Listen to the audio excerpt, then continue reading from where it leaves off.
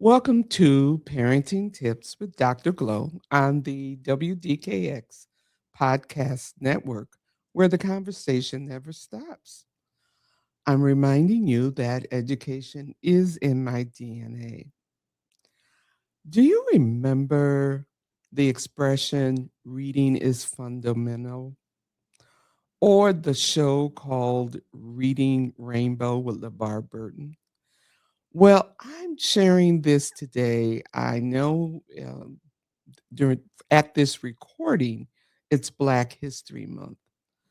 And I'm sharing today the value of reading, reading out loud, reading to yourself, parents, reading to your children, because it sends a strong message about the value of gaining knowledge, the value of learning, the value of them being focused on something so that they're able to understand and increase their knowledge. So, parents, we hear all the time that we should read to our children.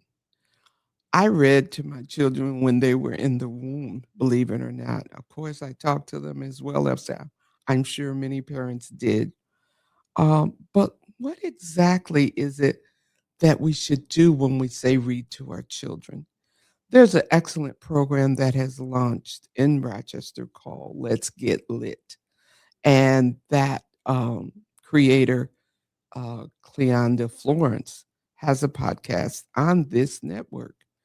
And she and her team bring a lot of knowledge to parents as well as the general public about the importance of literacy, being able to read and understand what you read. So, according to the Child Mind Institute, it's an organization that's a nonprofit that advocates for children in their mental thought, their mental processes. There are so many benefits to so reading to young children when they're very young is a helpful way for them to develop language skills. Their ability, it looks like I'm twisting my tongue now, their ability to talk and speak with confidence. Reading exposes them to new words. It exposes them to expressions, especially if you're that parent that acts out something when reading. It also helps them to learn and get general information, new learning about the world, about people in the world. And our books that we get from the library or we buy from the bookstore, our books will help them ch- understand feelings and will help them to understand different cultures, different societies, different types of families, different types of people, things about the weather, things about nature. We can go on and on about how we can encourage them to learn and grow in their vocabulary and their ability to learn new words. There are books that I value that talk about the African American experience. And in that, I used the experiences of those who were in the military, um, those who were inventors, those who were doctors or scientists, those who were involved with dance, music, sports. We want our children to understand the variety of things that happen within their world. So, when should you read? How should you read? There's no right or wrong reason. The fact is, read. And if you speak more than one language, read to them in the languages that you speak. That helps them so much. The important thing to remember is that your child is hearing words, they're repeating words, and they're developing a skill in terms of their speaking ability, their confidence in saying or doing whatever the book is about. Do you enjoy reading? Does your child see you reading?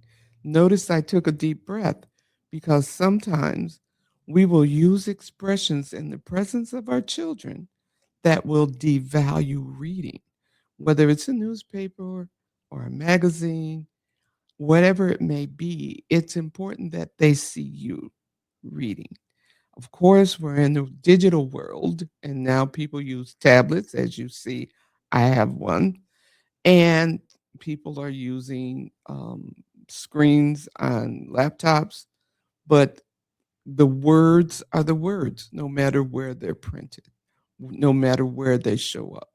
So instill the value and the importance of reading in your child while they're young.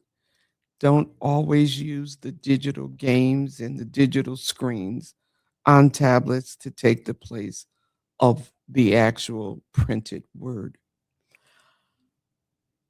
Doesn't matter their age. And I say that with compassion. It's very common that we do it when they're younger, but we don't do it when they're getting older. Reading together at bedtime, whether you're in on the couch or you're in your child's bedroom and on their bed, it does send a strong message to them. I had one child who I had to literally uh, ban from taking her book or her reading material. Use her glowworm to see under the blanket and read. And that was interesting because to this day, at 40 plus years, she loves to read. So don't stop reading to yourselves and don't stop reading to them.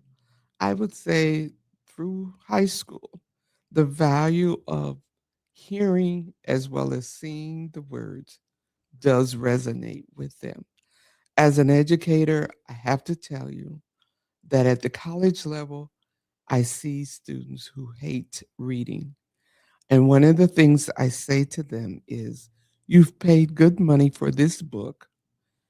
I am encouraging you to learn the value and understand the importance of reading. Make it fun. You don't have to read everything all at once, break it into small pieces to understand the content so that you can pass my class. So, what is it that I do on the regular? I force myself to read. I give books as so that they start a library and appreciate that. So, my granddad, auntie, uncle, godparents, and foster parents encourage reading, value reading, and make it fun. You have been listening to Parenting Tips with Dr. Glow on the WDKX Podcast Network, where the conversation never ends. Question: what book are you reading this month? Or should I say, will read this month, whether for yourself or for your child?